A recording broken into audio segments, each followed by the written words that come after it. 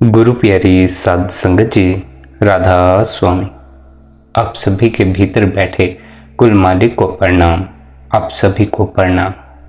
संगत जी, आज के इस सत्संग में सुरत को ऊपर उठाने और ख्याल को बार बार बाहर इस दुनिया में भटकने से रोकने के लिए हमें क्या करना चाहिए, इसके बारे में विस्तार पूर्वक समझाया जाएगा। आप सभी से यही विनती है, सत्संग को ध्यान पूर्वक अंत तक श्रवण कर।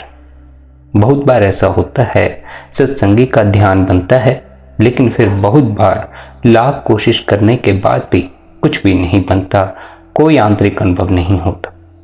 पहले तो ये स्मरण रखें, ध्यान कोशिश या जोर जबरदस्ती नहीं किया जाता और ना ही हम ध्यान कर सकते। ध्यान एक ऐसी अवस्था है जो अपने आप ही घटती है। हमारे कुछ करने से ध्यान घटित नहीं होता। हम तो केवल ध्यान के घटने में जो रुकावटें आ रही हैं, जो बाधाएं आ रही हैं, उन्हें ही हटाने के लिए वचनबंदगी कर रहे हैं। अगर कोई सोचे कि वो कोई विधि या किसी सिमरन का जाप करके उस कुल मालिक, उस परमात्मा को पा सकता है, तो वह बड़ी भूल में बैठा हुआ है। परमात्मा जिसे भी मिला है, उसकी अपनी मौज से ही मिला है। किसी के कुछ करने से वह परमात्मा किसी को उपलब्ध नहीं हो। हम सद्गुरु के बताए अनुसार जो कुछ भी करते हैं, वो सब उन रुकावटों को दूर करने के लिए है जो हमने अपनी इच्छाओं, अपनी वासनाओं के कारण पैदा कर ली हैं। हमने मन को जन्म दिया है, मन को पैदा किया है, उसे पाल पोस कर बड़ा किया है। और मन एक ऐसी सीढ़ी है जो ऊपर भी ले जाती है और नीचे भी ले जाती है। ऊपर की ओर परमात्मा है, नीचे की ओर यह संसार। ऐसा ही हमारी इस देह के भीतर भी है। आंखों से ऊपर मालिक के घर का दरवाज़ा है और आंखों से नीचे इंद्रियों के दरवाजे हैं। उन्हीं इंद्रियों के दरवाज़ों से मन बार बार बाहर भटकता फिरता है। जब तक साधक का ध्यान आंखों से ऊपर ठहरना शुरू नहीं होता, उसका मन जब तक बाहर भटकता रहता है, उसे असल की समझ नहीं लगती। तब तक वह माया के धोखे में पड़ा रहता है। जो भी जीव माया के धोखे में पड़ा रहता है, उसकी सुरत अपने असल की पहचान से वंचित रह जाती है। बार बार हमारा ध्यान नीचे गिरने से हम इंद्रियों के सुख भोगने के आदी हो जाते हैं और अपना पूरा जीवन इंद्रियों के स्वाद भोगने में ही बर्बाद करते चले जाते। ऐसे में फिर हमें शब्द या नाम कैसे सुनाई पड़ सकता है? शब्द हो रहा है आंखों से ऊपर और हमारा ध्यान आंखों के नीचे नीचे ही रह जाता है। जो भी साधक निरंतर ध्यान या वचनबंदगी द्वारा तीसरे तिल पर ध्यान को ठहरा लेता है, आंखों से ऊपर अपने ध्यान को ठहरा लेता है, उसे धीरे धीरे उस नुक्ते, उस केंद्र पर शब्द की मीठी धुनकार धुन भी सुनाई पड़ना शुरू हो जाती है। पर यहाँ इस बात का ख्याल रखें, सुरत के ऊपर उठने के साथ साथ जीव को अपने चरित्र को भी ऊपर उठाना पड़ता है। जो जीव चाहता है उसकी सुरत ऊपर उठे, उसे मालिक की रजा में राजी होने की तैयारी कर लेनी चाहिए। जो जीव चाहता है उसकी सुरत ऊपर उठे, उसे इस दुनिया के पदार्थों से अपना मुख मोड़कर निरंतर अपने साथ कुछ घड़ियां बितानी चाहिए। अगर शुरू में आप 15 मिनट भी ध्यान में बैठना शुरू कर दें, तो वो 15 मिनट भी आपके जीवन में बहुत बड़ा बदलाव लेकर आएंगे।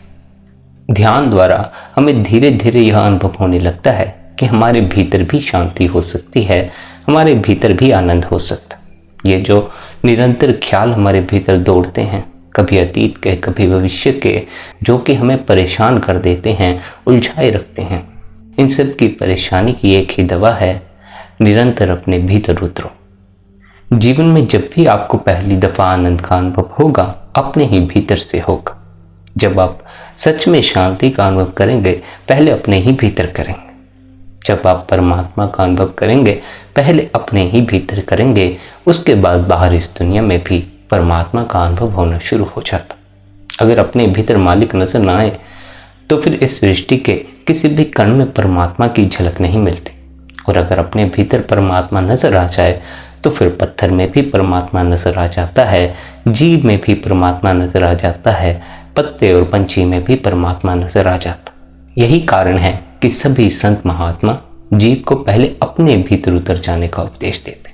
सभी संत महात्मा यही समझाते हैं कि अब भाई, दूसरे को धर्म के मार्ग पर लाने से पहले, दूसरे को परमात्मा की खबर देने से पहले स्वयं परमात्मा तक पहुंचो। अगर परमात्मा को खुद भी बाहर ढूंढते फिर रहे हो, फिर दूसरों को परमात्मा के बारे में उपदेश मत दो, क्योंकि परमात्मा तो भीतर है। जिसने पाया है अपनी इस मनुष्य देह के भीतर पाया, लेकिन बार बार ध्यान इंद्रियों द्वारा बाहर इस माया की नगरी में फैल जाता है, जिस कारण अपने भीतर की कोई खबर नहीं लगती। ध्यान के बार बार नीचे गिरने के कुछ कारण हैं। अगर सत्संगी ख्याल रखे तो वे रुकावटें दूर हो सकती हैं और फिर वह अपने ध्यान को आंखों के ऊपर ठहराने में समर्थ हो सकता है और अपनी सुरत को ऊपर निज धाम की ओर ले जाने में भी समर्थ हो जाता। इसलिए सत्संगी को इस बात का ख्याल रखना चाहिए, जो कुछ भी उसके ध्यान को नीचे की तरफ ले जाता हो, कोई दृश्य, कोई संगीत या फिर अन्य कोई और चीज, उसकी तरफ से धीरे धीरे अपने ध्यान को हटाना चाहिए। जो दृश्य, जो संगीत, जो बातें सुरत को ऊपर की तरफ ले जाती हों, सुरत को ऊपर की तरफ ले जाने के मार्ग में सहयोगी हों, उन्हीं बातों का श्रवण करना चाहिए, उन्हीं दृश्यों को देखना चाहिए। आज के समय में जो फिल्में आती हैं, हम जो फिल्में देखते हैं, उनमें कुछ ना कुछ ऐसे दृश्य होते हैं जिनके द्वारा हमारा ख्याल अपने आप ही काम केंद्र की तरफ बहना शुरू हो जाता। जो देखोगे उससे ध्यान जुड़ेगा और जब ध्यान जुड़ेगा तो उसकी तरफ ही बहना शुरू कर दो। जिस चीज से अपने ध्यान को जोड़ लोगे वही आपका हिस्सा बनती चली जाएगी, आपके जीवन का अंग बनती चली जाएगी। जो जीव इस संसार से अपना ध्यान जोड़ लेते हैं, मन से अपना ध्यान जोड़ लेते हैं, वे मन से परे का कोई भी अनुभव हासिल नहीं कर पाते। जैसे जैसे वे मन से अपना ध्यान हटाना शुरू करते हैं, वैसे वैसे उन्हें मन से परे के अनुभव होना भी शुरू हो जाता। अगर ध्यान दोगे ऐसे संगीत की तरफ, ऐसी फिल्मों की तरफ जो कि आपको इंद्रियों के स्वादों में पड़ जाने के लिए प्रेरित करते हो, तब फिर आप देह के तल से ही ऊपर ना उठ सकेंगे। देह से अपने ध्यान को परे ले जाओगे तो मन की खबर लगेगी, फिर उस मन से अपने ध्यान को परे ले जाना। हम तो अभी देह पर ही अटके बैठे हैं, मन से परे जाने की तैयारी का तो सवाल ही नहीं उठता। इसलिए धीरे धीरे देह से अपने ध्यान को हटाना शुरू करो, अपने भीतर ध्यान लगाना शुरू करो। आंख बंद करके शांत होकर बैठ जाओ, देह को भूल जाओ, मन को भूल जाओ, अपने विचारों को भूल जाओ, सभी कुछ भूलते चले जाओ। अपने आप को हर एक बात से खाली करते जाओ। जितनी धारणाएं हैं, जितने ख्याल हैं, जितनी बातें हैं, सभी बातों से अपने को खाली कर लेना है। तब कहीं जाकर आपके भीतर पूर्ण शून्य प्रकट होगा और उसी शून्य का अनुभव आनंद का अनुभव है, स्वयं का अनुभव। शून्य के उस अनुभव में ही अनहद का संगीत भी सुनाई पड़ता। शून्य का संगीत कहो या अनहद शब्द कहो, दोनों अंतस में गूंजती धुन की तरफ इशारे किए गए। अंतस में गूंजती उस धुन को ही किसी संत ने हरि कीर्तन कहा है, किसी संत ने नाम कहा है, किसी संत ने वर्ड कहा है, किसी ने लोगोस कहा। शब्दों के भेद में मत पड़ जाना। कहीं अनहद शब्द सुनो तो समझना अंतस में गूंजती धुन की तरफ इशारा किया गया। कहीं नाम सुनो तो समझना अंतस में गूंजती धुन की तरफ इशारा किया गया। अंतस में जो धुन है उस धुन से जुड़ना है, उस धुन को पकड़ना है, क्योंकि वह धुन आत्मा से उठती है। जब हम उस धुन को पकड़ते हैं तो उसके पीछे चलते चलते हम अपनी आत्मा तक ही पहुंच जाते। जैसे समझे अंधेरी रात में घने जंगल में एक व्यक्ति खो जाता। इतना अंधेरा है कि उसे रास्ता तक नजर नहीं आता। उसे नजर नहीं आता कि उसके घर की तरफ या शहर की तरफ कौन सा रास्ता जाता। तब उस अवस्था में वह क्या करता है, वह चुपचाप शांत होकर बैठ जाता। अपने आप को इतना शांत कर लेता है कि बारीक से बारीक आवाज उसे सुनाई पड़े। अगर कोई आवाज बहुत दूर भी हो रही हो तो उस आवाज को भी सुनने का प्रयास करता। लेकिन दूर की आवाजें हमें कब सुनाई पड़ती हैं? जब हम पूरी तरह शांत होकर बैठ जाते। आमतौर पर तो हम मन की बातें सुनते रहते हैं, जिस कारण हमें अपने आसपास की आवाजें भी सुनाई नहीं पड़ती। फिर भला हमें दूर की आवाज कैसे सुनाई पड़ सकती? इसलिए जो साधक मन के कोलाहल से ऊपर उठ जाता है वह दूर की आवाज सुनने में भी सक्षम होता चला जाता। ऐसा ही रात अंधेरे में खोया हुआ वह व्यक्ति भी करता। वह शांत होकर बैठता है और दूर से आती हुई आवाजों को सुनना शुरू कर देता। कहीं से लोगों के बोलने की आवाज सुनाई पड़ जाए, कुत्तों के भौंकने की आवाज सुनाई पड़ जाए, या फिर कोई ऐसी आवाज सुनाई पड़ जाए जिससे उसे यह विश्वास हो जाए मेरा घर या शहर इस तरफ है, इस ओर मुझे यात्रा करनी। आवाज को सुनकर उसे अपने घर की दिशा का तो पता चल जाता है, लेकिन घर तक पहुंचने के इस मार्ग के बीच में इतना अंधेरा है कि अगर हमारे पास रोशनी का कोई यंत्र न हो तब फिर शायद हम उस रास्ते को पार न कर सके, क्योंकि उस मार्ग पर कई कटीली झाड़ियां, कई जंगली जानवर, कई जहरीले सांप बिच्छू भी मिल सकते। अगर हम अंधेरे में चलेंगे तो रास्ते में किसी जीव पर कोई पैर पड़ सकता, और जब हमारा किसी जीव पर पैर पड़ेगा तो वह फिर अपने बचाव की खातिर हम पर हमला भी कर देगा। ऐसा ही मन के साथ भी है। हमारे पास प्रकाश तो कोई नहीं है, हम अंधेरे में तीर मारते हैं। अज्ञानता के शिकार हुए हम अपनी मति के अनुसार मन से परे जाने के उपाय करने लग जाते, जिसका नतीजा क्या निकलता है, मन अपने बचाव की खातिर हम पर प्रहार करना शुरू कर देता, और उससे फिर हमारा अपना ही विनाश होता है, अपना हम नुकसान कर बैठते। इसलिए अगर उस अंधेरे मार्ग पर हमारे पास कोई टॉर्च हो, कोई रोशनी का अन्य यंत्र हो, तो फिर हमारे लिए मार्ग को देखना भी आसान हो जाएगा। फिर हम कटीली झाड़ियों से बचकर भी निकल सकते हैं। अगर कोई जीव रास्ते में है, उस जीव से भी बचकर आगे जा सकते हैं। अगर रास्ते में कोई खड्डा है, उससे भी बचकर अपने मार्ग पर आगे उन्नति कर सकते। ऐसे फिर हम धीरे धीरे करके अपने घर या शहर पहुंच जाते। इसी तरह हमारे भीतर शब्द की ध्वनि और शब्द का प्रकाश मौजूद है। जब शब्द की ध्वनि सुनाई पड़ना शुरू हो गई, घर की दिशा की खबर मिल गई। अब उस घर की दिशा की तरफ चलना है, लेकिन चलने के लिए मार्ग में प्रकाश की आवश्यकता भी पड़ती है।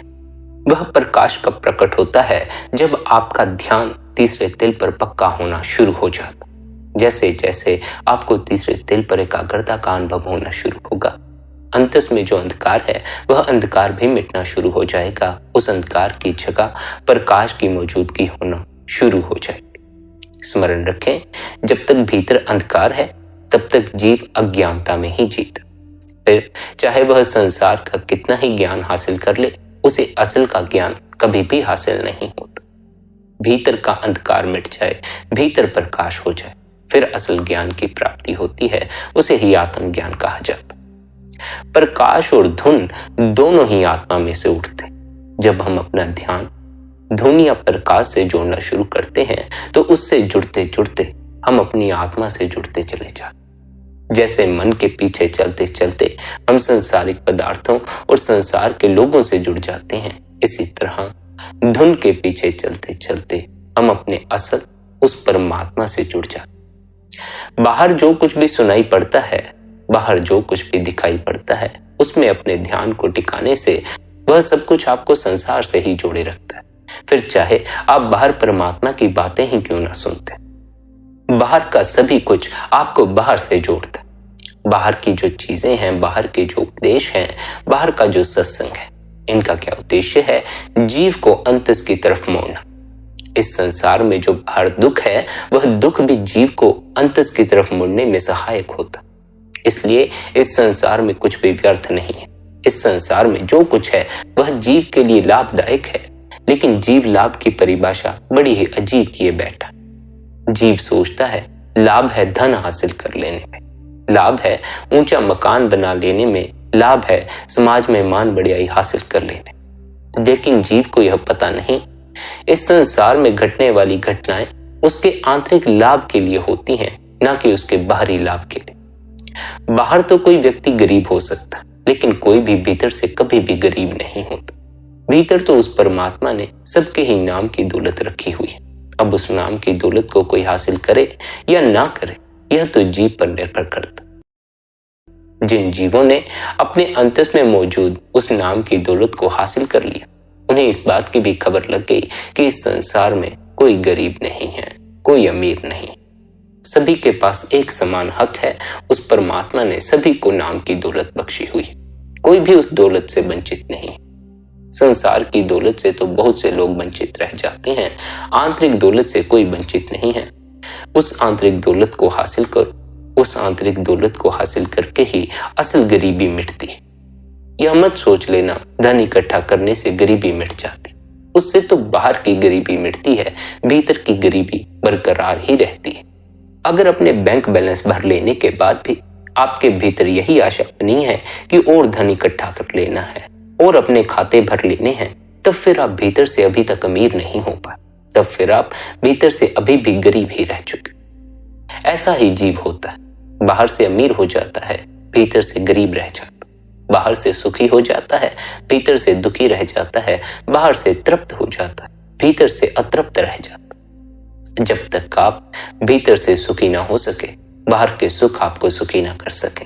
जब तक आप भीतर से तृप्त ना हो सके, बाहर आप तृप्त होने के कितने ही उपाय करते रहें, आप कभी भी तृप्ति का अनुभव नहीं कर सकेंगे। इसलिए हर सत्संग द्वारा यह समझाने का प्रयास किया जाता है कि हमें अपने भीतर उतरना, अपने भीतर के खालीपन को भरना, अपने भीतर के अंधकार को दूर करना है, अपने भीतर के इस दुख का निवारण करना। बाहर के दुखों के तो कई निवारण कर लिए, कई दुख दूर भी कर लिए, लेकिन फिर भी भीतर का दुख थोड़ी मिट जाता। मन पर तो हर दुख की छाप पड़ी हुई है, हर दुख बार बार याद आता, बीते हुए दुख याद आते, बीते हुए तो छोड़ो, भविष्य के वे दुख याद आते हैं जो अभी तक घटे भी नहीं। जीव अपनी तरफ से ही भविष्य के दुखों की कल्पनाएं करके बैठ जाता, सोचकर बैठ जाता है मेरा नुकसान ना हो जाए, मेरे साथ बुरा ना हो जाए। इस बात को सदा स्मरण रखना, अपने बारे में कभी भी गलत मत सोचना, गलत मत बोलना। अधिकांश जीव तो अपने आप को ही कोसते रहते, अपने आप को कोसकर कोई लाभ नहीं होने वाला। आपको उस परमात्मा ने सर्वश्रेष्ठ बनाया है, सभी गुणों से संपन्न बनाया। यह हो सकता है इतना समय तक मन के पीछे चलने के कारण आपको अपने असल की पहचान ना हुई हो, आपके भीतर छिपे आनंद की पहचान ना हुई हो, लेकिन आप में किसी बात की कोई कमी नहीं। अपने आप को किसी से कम नहीं समझना, अपने बारे में गलत भी नहीं सोचना है, अपना भी भला सोचना है, औरों का भी भला सोचना। और यह ख्याल रखें, सोच अगर निर्मल हो तो जीवन भी उसी ढंग से रूपांतरित होना शुरू हो जाता। आपने भी कई बार सद्गुरु के उपदेश में सुना होगा, अपनी सोच को निर्मल करो। सोच को निर्मल करने से क्या होता? सोच को निर्मल करने से हम कई पाप कर्म करने से बच जाते। वैसे तो कर्म सोचने से नहीं बनता, पर जब हम किसी एक बात को बार बार सोचना शुरू कर देते हैं तो धीरे धीरे वह कर्म में बदलना शुरू हो जाती। अगर आप काम की बातों के बारे में बार बार सोचेंगे तो फिर एक क्षण आएगा जब वह ख्याल इतना मजबूत हो जाएगा कि फिर उसकी पूर्ति के लिए कर्म होना भी शुरू हो जाएगा। बार बार किसी बात को सोचते रहने से अगर उसकी पकड़ मजबूत हो जाए फिर वह कर्म का रूप लेकर बैठ जाती।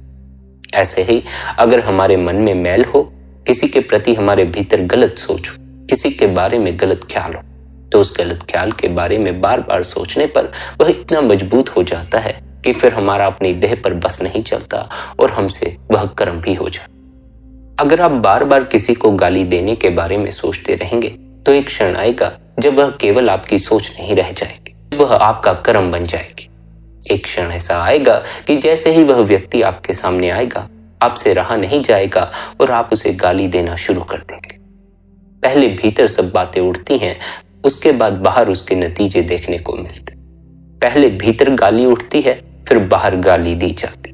पहले भीतर काम उठता है, फिर बाहर उसकी पूर्ति के लिए कर्म किया जाता। पहले भीतर धनी होने का ख्याल उठता है, फिर बाहर धन इकट्ठा करने के लिए जी तोड़ मेहनत की जाती। जो कुछ भी आप जीवन में करते हैं भीतर से प्रेरित होकर करते, लेकिन फिर भी आप भीतर के प्रति नहीं जागते। भीतर के प्रति जागोगे तो पाओगे भीतर मन बैठा हुआ है जो आपसे सब कुछ करवाए जा रहा है और आपसे पूछता तक नहीं। क्या करना सही है, क्या करना गलत है, मन आपसे एक बार भी नहीं पूछता, अपनी तरफ से ही फैसले लेता चला जाता, अपनी तरफ से ही तय कर लेता है क्या करना सही होगा और उसी तरफ जीवात्मा को भी खींच कर ले जाता। भीतर के प्रति ना जागने के कारण हम मन के गुलाम बने बैठे हैं। मन हमें जहां चाहे उस ओर खींच कर ले जाता। इसलिए सद्गुरु क्या उपदेश देता है, निरंतर भीतर ध्यान टिकाओ। शुरू में अगर अंधकार ही दिखाई पड़ता है, फिक्र मत करो, उस अंधकार में ही ध्यान टिकाओ। ऐसी आशा भी मत करो कि वहां प्रकाश हो जाए, ऐसी आशा भी मत करो कि धुन सुनाई पड़ने लग जाए या सद्गुरु का स्वरूप दिखाई पड़ जाए, कोई भीतर का अनुभव हो जाए। कोई भी आशा लेकर मत बैठो। जो भीतर दिखाई पड़े, जो सुनाई पड़े, उसके प्रति जागो। उसके अन्यथा, उसके विपरीत किसी चीज की कोई आशा मत करना। विपरीत की आशा ही आपको अंतस के प्रति जागने नहीं देगी। विपरीत की आशा ही हमारे बाहरी जीवन को भी दुख बनाती। जीवन में जो मौजूद होता है हम उसके प्रति जागते नहीं, उसके विपरीत की आशा लेकर बैठ जाते। जिनकी जिंदगी में दुख है वे दुख के प्रति थोड़ी जागते हैं, वे तो सुख की कामनाएं लेकर बैठ जाते हैं, सुख की आशाएं करनी शुरू कर देते हैं, सुख की खातिर अरदासें करनी शुरू कर देते। जीवन में दुख आए तो दुख के प्रति जागना, जीवन में सुख आए तो सुख के प्रति जागना। ऐसा मत करना दुख आया है तो सुख की आशा करने बैठ गए। आशा करने से सुख जीवन में कभी नहीं आ जाएगा, लेकिन दुख के प्रति जागोगे तो दुख क्यों आया इसका पता चल जाएगा, उसके पीछे के कारण का पता चल जाएगा। और जब कारण का पता चल गया तो फिर आप दोबारा ऐसी कोई गलती नहीं करेंगे जिसके द्वारा कि आपके जीवन में फिर से दुख आए, फिर से कष्ट आए। इसलिए भागना नहीं, जागना है। जीवन की किसी परिस्थिति से नहीं भागना। यहां तक कि जब आप भीतर ध्यान टिकाने बैठते हैं, अगर मन जोर मारता है, आपको बेचैन करता, तो वहां से भी नहीं भागना है, मन का भी डटकर सामना कर। चुपचाप शांत होकर बैठे रहो। शांत व्यक्ति से ज्यादा ताकतवर कोई भी नहीं होता। बोलने वाला तो बड़ा ही कमजोर होता है। मन सदा बोलता रहता है, 24 घंटे बोलता रहता है। इसकी कमजोरी को समझो। बोलना इसकी कमजोरी है। अगर आप शांत हो जाएं, चुप हो जाएं, तो फिर आप इससे इतने ज्यादा ताकतवर हो जाएंगे कि फिर इसका आप पर कोई जोर नहीं चलेगा। पर यह बात ख्याल रखना, शांत होकर बैठना ही सबसे ज्यादा कठिन होता है। अगर जीव से कहा जाए तुम भजन सिमरन कर लो या अन्य कोई और साधना कर लो, तब वह उसे करने के लिए तैयार होता है, उसे कोई हर्जा नहीं होता। पर अगर साधक से कहा जाए शांत होकर बैठ जाओ, तब उससे शांत होकर नहीं बैठा जाता, तब वह बड़ा बेचैन हो जाता। चुप होकर बैठना, शांत होकर बैठना सबसे ज्यादा मुश्किल है, बजाय इसके कि आप अपने आप को किसी कार्य में लगा लें। अपने को सिमरन में लगा लेना, अन्य कोई साधना में लगा लेना आसान होता है। मुश्किल यही होता है कि आप बिल्कुल चुप होकर बैठ जाएं। और यह ख्याल रखें, सभी साधनाएं शुरू में ही जीव के लिए आवश्यक होती। आगे चलकर सभी साधनाओं से, सभी अभ्यास जो जीव करता है, उनसे ऊपर उठने की आवश्यकता। अगर आप किसी भी साधना को पकड़े रहेंगे तो वह साधना ही आपके असल की पहचान में रुकावट बन जाए। इसलिए जीवन भर साधना में ही उलझे ना रह जाए।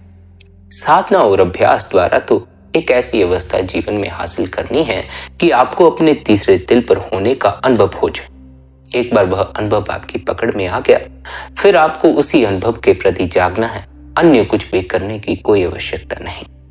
अनुभव को पकड़ना है, साधना को नहीं।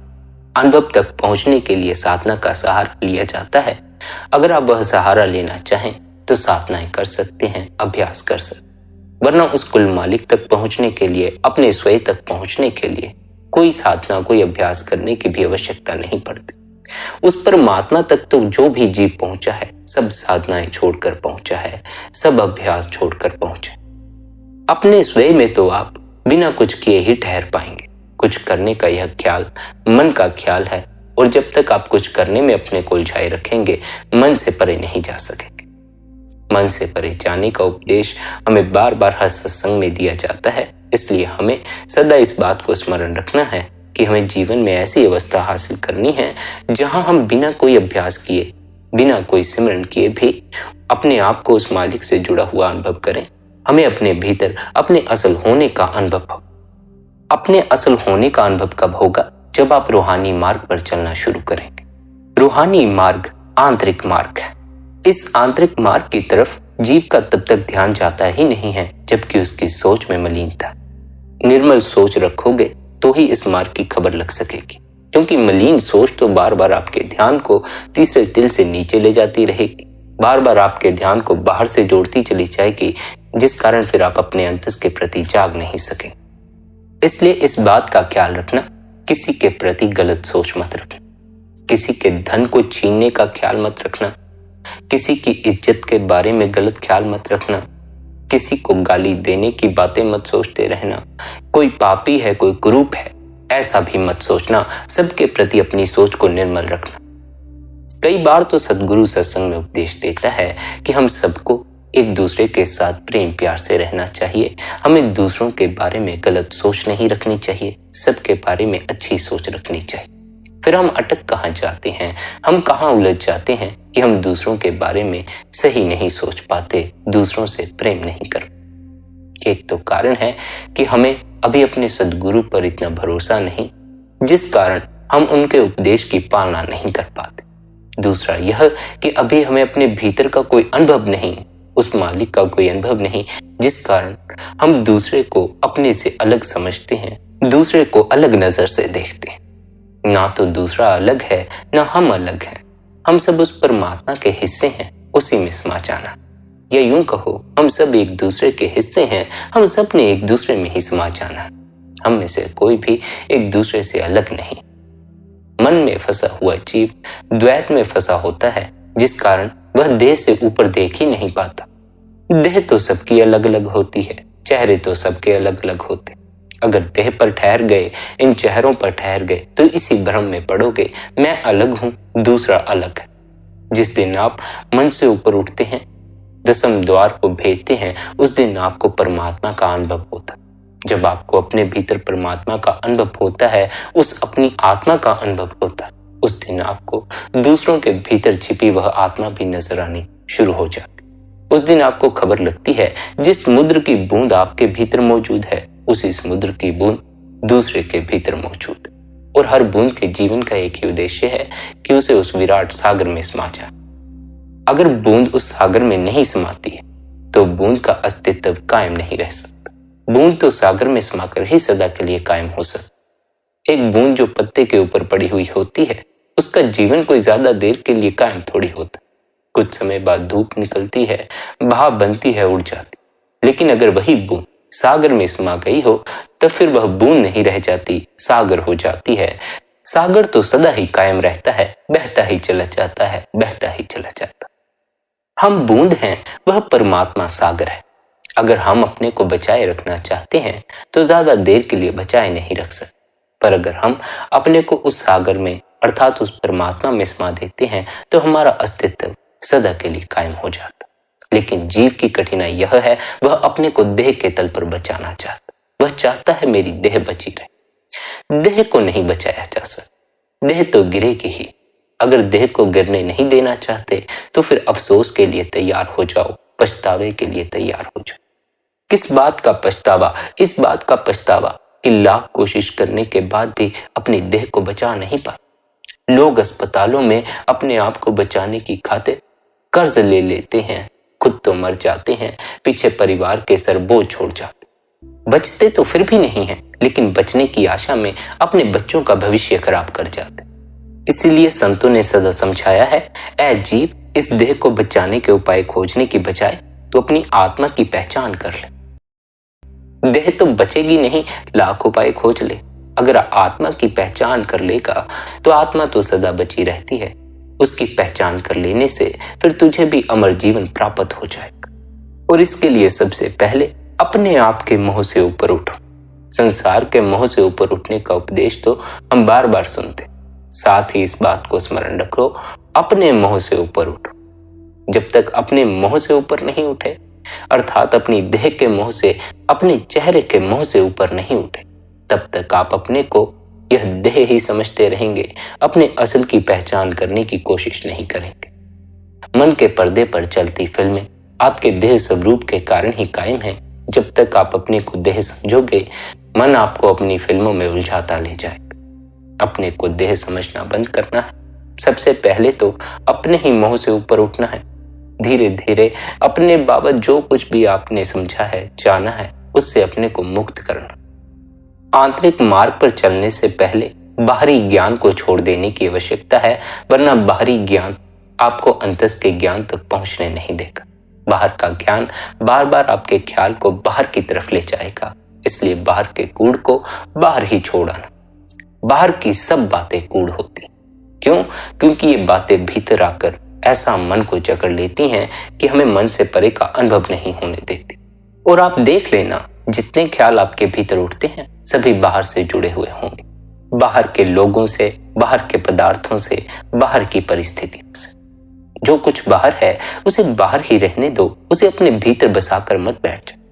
अगर आज जीवन में बाहर दुख की परिस्थिति है तो इस दुख की परिस्थिति को बाहर ही रहने देना, इसे अपने मन में मत छप जाने देना। अगर यह मन पे छप गया तो जब भविष्य में पहुंचोगे तो फिर अतीत के ये दुख ही आपको याद आएंगे और ये अतीत के दुख ही आपके भविष्य को खराब करते चले जाएंगे। इसलिए अतीत की सभी बातों को भूलना शुरू करें। धीरे धीरे यह होगा, एक ही क्षण में आप अपने को अतीत से मुक्त नहीं कर पाएंगे, क्योंकि अतीत में बहुत सी ऐसी यादें हैं जिनके साथ हमारा गहरा संबंध जुड़ा हुआ है और हम उन यादों को छोड़ना नहीं चाहते। छोड़ने की तैयारी तो करनी ही पड़ेगी, क्योंकि अंत में सभी कुछ छोड़ जाना। क्या मकान, क्या धन, क्या यादें, क्या मन, क्या देह, सभी कुछ छोड़ जाना है। खाली हाथ जाना है। खाली हाथ जाने की तैयारी कर ले, लेकिन यह खाली होना भीतर से होना है। भीतर आपने जितना अपने आप को इच्छाओं से, वासनाओं से, कामनाओं से भरा है, इनसे अपने आप को खाली करना। हर सुबह कोरे कागज की तरह हो जाना, खाली हो जाना। कोरे कागज पर आप जो चाहें वह लिख सकते हैं। जो कागज पहले ही भरा हुआ है उस पर आप कुछ भी नहीं लिख सकते, उस पर लिखने का कोई उपाय नहीं। जो मन पहले ही अतीत की बातों से भरा हुआ है, इस पर फिर आप कुछ भी नया नहीं लिख पाएंगे, इस पर सभी कुछ पुराना ही छपा रह जाएगा। इसलिए अतीत की बातों को भूलें, नए के प्रति जागें। हर दिन आपके जीवन में कुछ नया लेकर आता है। क्या क्या आपके जीवन में आज नया हुआ, उसके प्रति जागना है। और यह ख्याल रखना, दिन भर में जो कुछ आपके साथ होता है उसे अपने भीतर मत उतार लेना, मन पर उसकी छाप मत डाल लेना, वरना वही सब आपको कई कई सालों तक याद आता रहेगा। पूरा जीवन फिर आपका अतीत की यादों में ही बीतता चला जाए। ना तो अतीत में खो जाना है, न भविष्य के ख्यालों में खो जाना। वर्तमान के प्रति जागना है, इस क्षण के प्रति जागना है, और यह क्षण बड़ा ही बारीक क्षण है। अगर इस क्षण के प्रति जागना हो तो अपने आप को पूरी तरह मौन में उतारने की आवश्यकता। बाहर और भीतर दोनों तरफ मौन हो जाना। बाहर से तो चुप होना ही होना है, मन का यह बोलना भी बंद हो जाना चाहिए। तब आप वर्तमान के उस बारीक क्षण में प्रवेश कर पाएंगे।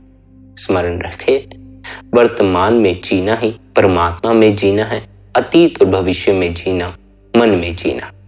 अतीत में उलझे हो, मन में समा जाओगे। भविष्य में उलझे हो, मन में समा जाओगे। वर्तमान के प्रति जागोगे, परमात्मा में समा जाओ। इसलिए संतों ने सदा यह समझाया है, वर्तमान के इस क्षण तक पहुंचने के लिए अपने प्राण की बाजी लगा देनी पड़ती। आप खुद भी देख लेना, जब आप ध्यान में बैठोगे, मन से अपने आप को परे करने के लिए बैठोगे, तो आप पाओगे ध्यान को शून्य में ठहराना बड़ा ही ज्यादा कठिन हो जाता। ख्याल तो बार बार उठते चले जाते हैं, लेकिन भीतर ऐसी घड़ियां बड़ी कम आती हैं जब भीतर सभी कुछ चुप हो गया, भीतर एक पल के लिए सब शांत हो गया। ऐसे अनुभव साधक को अपनी आध्यात्मिक यात्रा पर कई बार होते। ध्यान के यह छोटे छोटे अनुभव ही आगे जाकर आपको विराट अनुभव तक पहुंचने में सहायता प्रदान करते। पहले पहले तो बड़ी मुश्किल से कभी कभार ही मन का साथ छूटेगा, कभी कभार ही शून्य का अनुभव होगा। जब आप निरंतर ध्यान में बैठेंगे तो धीरे धीरे यह शून्य का अनुभव बढ़ता चला जाएगा। इस शून्य के अनुभव में ठहर जाना ही विराट में ठहर जाना है। इस शून्य को कैसे पकड़ना है? अपने मन का निरीक्षण करना, अपने विचारों के प्रति जागना।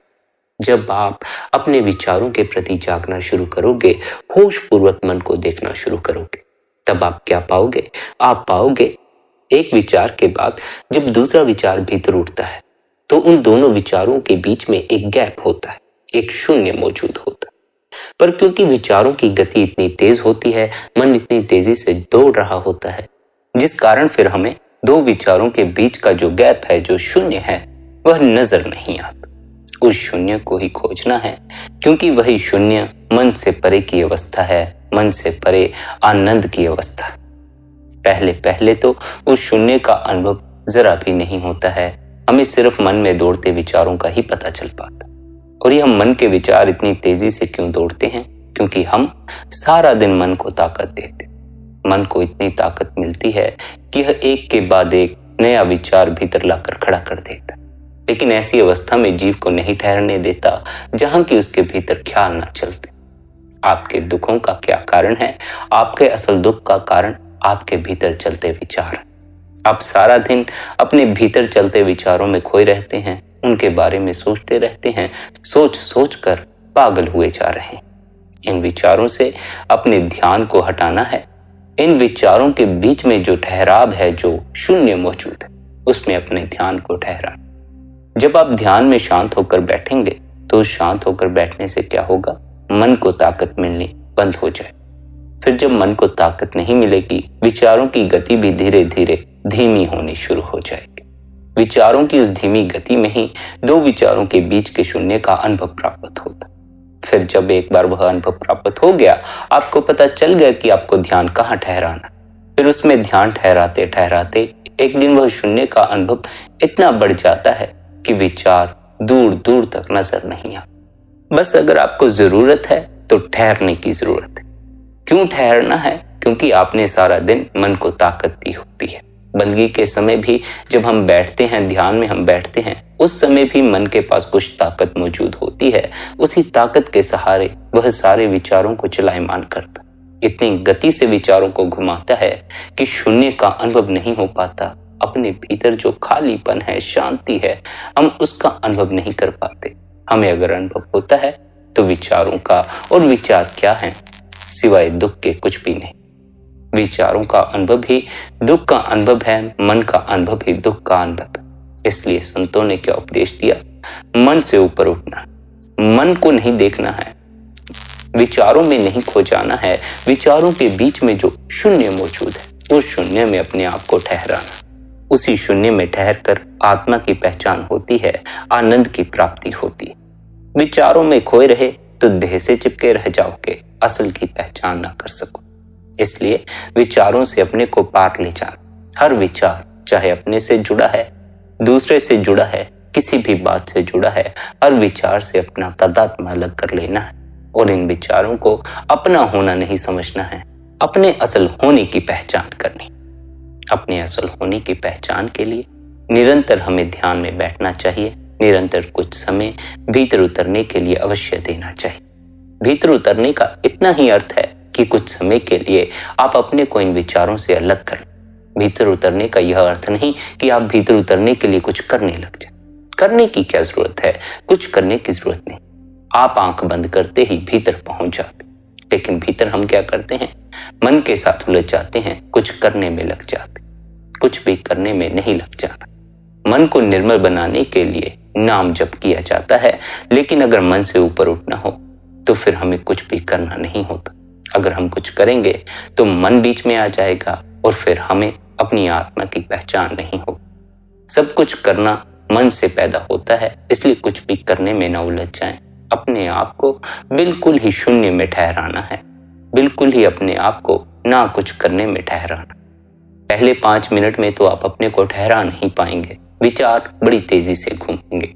अगर आप सब्र रखकर बैठे रहें तो 15-20 मिनट बाद विचारों की गति थोड़ी धीमी हो जाएगी, आपको भी भीतर थोड़ी शांति का अनुभव होगा। ऐसे ही फिर जब आप आधा घंटा 1 घंटा बैठेंगे, आप पाएंगे विचारों की गति और भी ज्यादा धीमी हो गई है और उस धीमेपन में ही उनके बीच के शून्य का अनुभव होना शुरू हो गया। शून्य का अनुभव परमात्मा का अनुभव है और यह शून्य परमात्मा कहीं भी बाहर नहीं, आपकी देह के भीतर मौजूद है। हर सत्संग में बार बार यही समझाया जाता है कि जो सुख है, जो असल दौलत है, जो हमारा असल होना है, जो वह कुल मालिक है, कहीं बाहर नहीं, इस शरीर के भीतर है। इसलिए बाहर की सारी खोज छोड़कर अपने ही भीतर खोजना शुरू करो। भीतर खोजोगे सभी कुछ हासिल हो जाएगा। बाहर खोजोगे जितना कुछ हासिल हुआ है सभी कुछ छूटता चला जाएगा। आंतरिक दौलत कोई भी आपसे छीन नहीं सकता, सदा आपकी रहेगी। संसार की दौलत तो आपसे कोई भी छीन सकता है, कभी भी छीनी जा सकती, सदा के लिए आपकी नहीं रह सकती। इसलिए अंतस की दौलत को हासिल करो, अपने भीतर उतरो, अंतस में बैठे उस मालिक से मिलाप करो। संगत जी, अंत में आपसे यही विनती है, निरंतर कुछ समय ध्यान के लिए अवश्य निकाला करें। आधे घंटे से शुरू करें, फिर बढ़ाते बढ़ाते 1 घंटा 2 घंटा, जितना समय फिर आपको ध्यान में बैठने का जी चाहे उतना समय आप बैठ सकते। एक बार यदि आपको भीतर का स्वाद मिलना शुरू हो जाए, फिर आपसे यह कहने की भी आवश्यकता नहीं रह जाएगी कि आप आधा घंटा बैठें कि 1 घंटा बैठें। आंतरिक आनंद अपने आप ही आपको बंदगी में बिठाना शुरू कर देगा। जिसे अंतस का स्वाद लग गया उसका पूरा जीवन ही बदल गया। वह फिर जीवन में ऐसी घड़ियों का इंतजार करता है जहां की उसे कोई परेशान न करे और वह चुपचाप ध्यान में बैठ सके, बंदगी में बैठ सके। परमात्मा करे आपको भी आपके अंतस में छिपे आनंद का स्वाद लगे, अंतर में बैठे परमात्मा की झलक मिले। संगत जी, इसी प्रार्थना के साथ आज के इस सत्संग को यहीं पर विश्राम देते हैं। यदि आज का यह सत्संग आपको अच्छा लगा हो तो आज के इस सत्संग को आप अपने मित्रों और संबंधियों के साथ भी शेयर कर सकते हैं। साथ ही आप शब्दधुन सत्संग चैनल को सब्सक्राइब करके हर रोज सुबह 5:45 पर सत्संग का आनंद ले सकते हैं। बाकी आपकी अपनी मौज है। अपना ख्याल रखें, सबके प्रति भीतर भले की कामना रखें। इतने प्रेम और प्यार से आपने सत्संग को सुना, उसके लिए आप सभी का धन्यवाद। राधा स्वामी।